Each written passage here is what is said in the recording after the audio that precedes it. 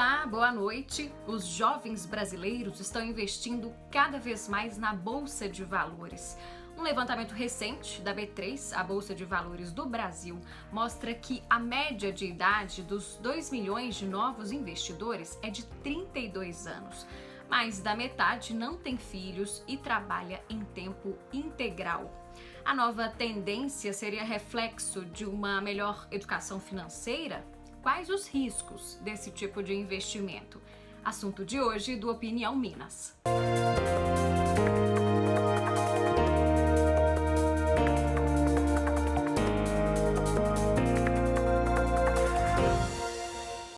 O meu convidado de hoje é o planejador financeiro Erasmo Vieira. Muito boa noite, Erasmo. Muito bem-vindo ao Opinião Minas. Boa noite, Lorena. Boa noite às pessoas que estão assistindo. É um prazer estar com vocês. Eu falei já desse perfil do novo investidor. O que a gente pode tomar de conclusão? Esse público estaria mais educado financeiramente falando? O que acontece é que tudo que a gente sabia de investimentos, quando a gente tinha uma taxa de juros Selic alta, mudou a partir do momento que essa taxa de juros Selic veio para 2% ao ano. Né? Então, isso fez com que as pessoas ali que, por exemplo, só investiam na poupança, só investiam em fundos de renda fixa, que davam até 14% ao ano, mais de 1% ao mês, né, tivessem que começar a entender que, poxa, aquele dinheiro não está rendendo nada. Né? Ou até, né, no caso da poupança, em 2020, né, ela rendeu menos do que a inflação. Então, você tinha lá um dinheiro que, em relação à inflação, ele caiu. Né? Então, tem que tomar muito cuidado com esses tipos de investimento, porque, principalmente, se você investe pensando no longo prazo. Isso fez com que os investidores começassem a estudar, começassem a buscar outras opções de investimento. E quais foram essas opções de investimento? A gente pode dizer que elas não são tão confiáveis, tão tradicionais, falando assim? Não, o que acontece é que muitas vezes, né, quando a gente olha para um saldo, o saldo não muda, né, a gente vai ver o que está acontecendo no mercado. Em 2019, por exemplo, quando a gente começou lá o novo governo, isso fez com que a Bolsa de Valores no ano crescesse 30%. Isso abriu os olhos de todas as pessoas para o investimento. Aí elas pensam assim, poxa, como que meu dinheiro está parado e tem outras pessoas que estão ganhando muito lá por exemplo, na Bolsa de Valores, que deu quase 30% em 2019. Estou falando de 2019, não de 2020. Aí as pessoas correram para a bolsa. Né? Muitas vezes, aí olha nos noticiários falando assim, ó, a bolsa subiu, olha, uma ação de uma empresa que era 10, hoje está 15, aumentou 50%. As pessoas começaram a achar, eu tenho que estar nisso também, eu tenho que estar nisso também. E muitas pessoas, a gente teve um movimento muito grande de pessoas que entraram para os investimentos, por exemplo, de renda variável, em janeiro de 2020. Foi quando a Bolsa estava ali no topo bateu o recorde que a gente fala de número de pontos, né? Uhum. Em que estava muito dinheiro entrando na Bolsa. E aconteceu a história toda de um tal de Covid aí, 19, E que aí mudou fez o com cenário todo. que mudou tudo com relação aos investimentos. Aí aquela bolsa que estava em 120 mil pontos, em março, bateu 63 mil pontos. Aí eu tive clientes que me falaram o seguinte, Erasmo, eu investi 100 mil e quando eu olhei, estava 75 mil.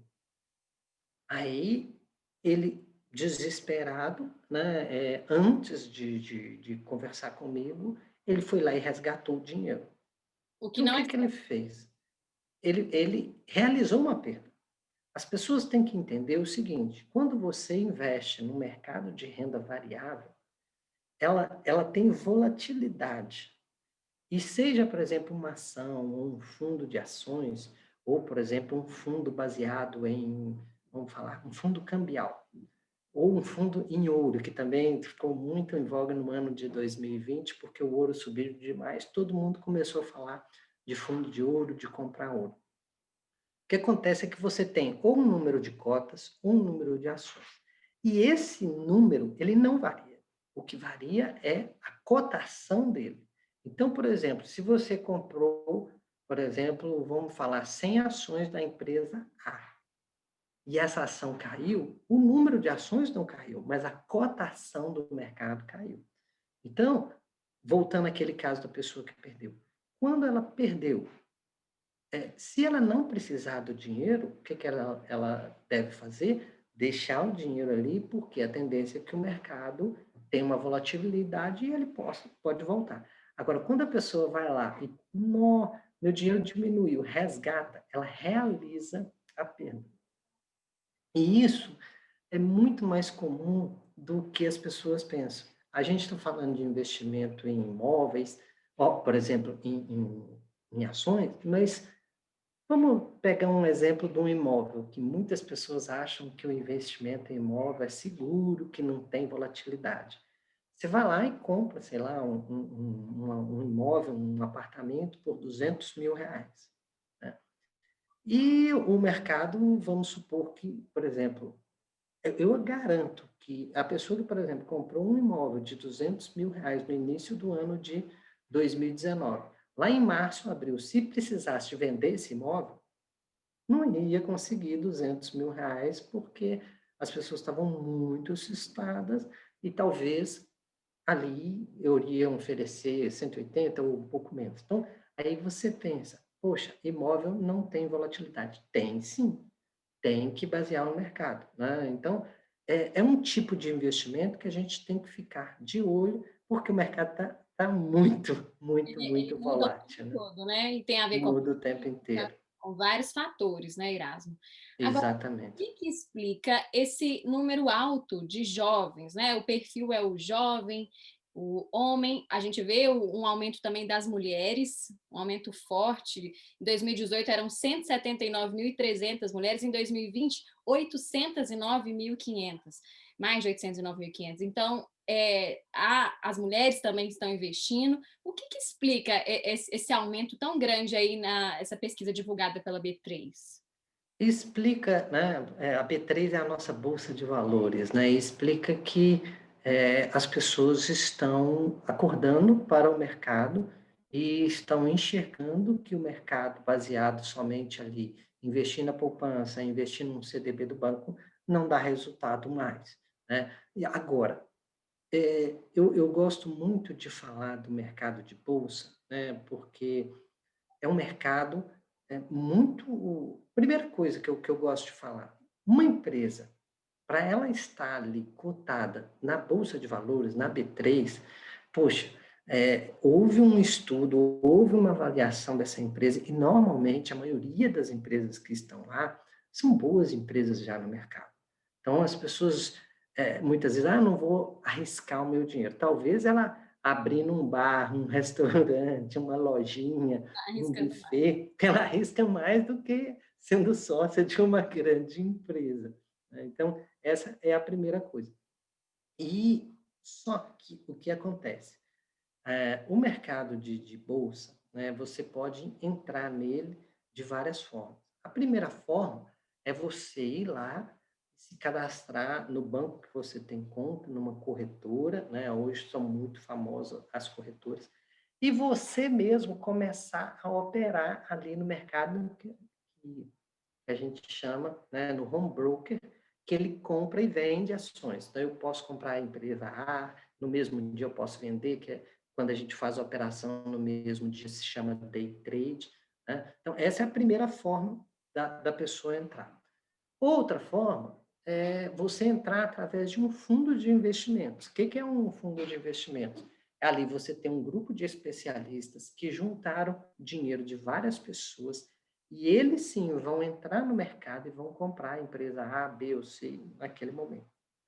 Então, a primeira coisa que eu quero alertar para quem está nos assistindo, né, é que o mercado, quando você entra direto no home broker, Eu até falo um exemplo, muitas vezes, na orientação para os meus clientes, a mesma coisa que você, torcedor, você que bate uma bola aí no final de semana, de vez em quando, for jogar no Mineirão contra o Atlético, Cruzeiro ou América. Você vai jogar contra profissionais.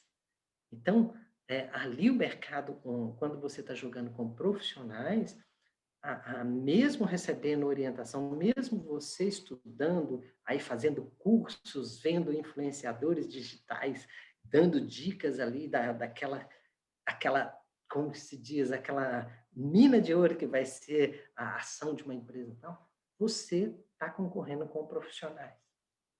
E quando você joga contra profissionais, a tendência, a maior chance é de você perder. Então, muito cuidado, né, seja essas mulheres, ou seja esses jovens que estão entrando na Bolsa, Lorena, gosto de alertar que você está jogando com profissionais.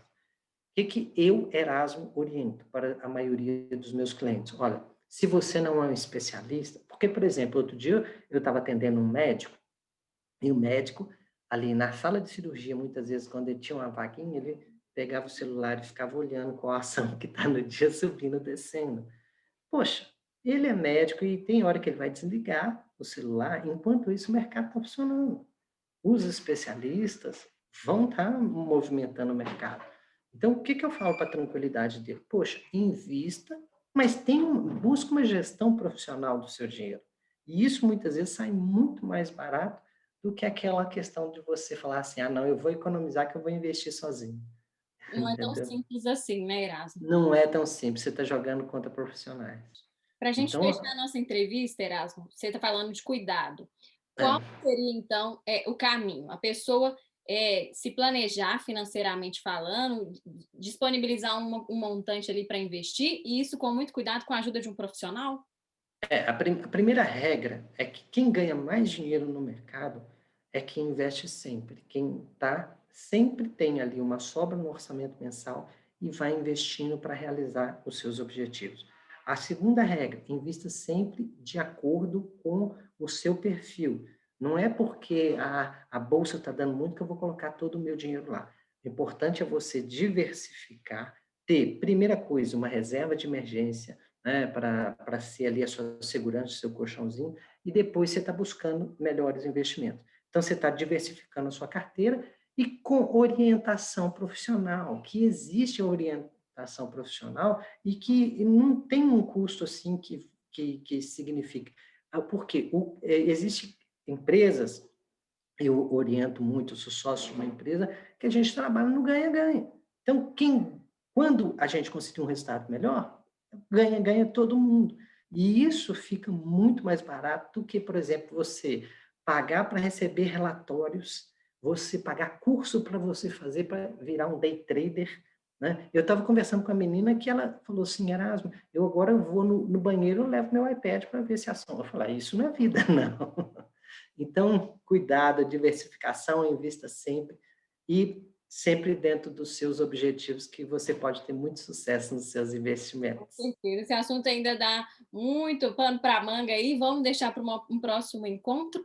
Te agradeço a presença aqui no Opinião Minas. Uma boa noite para você, Erasmo.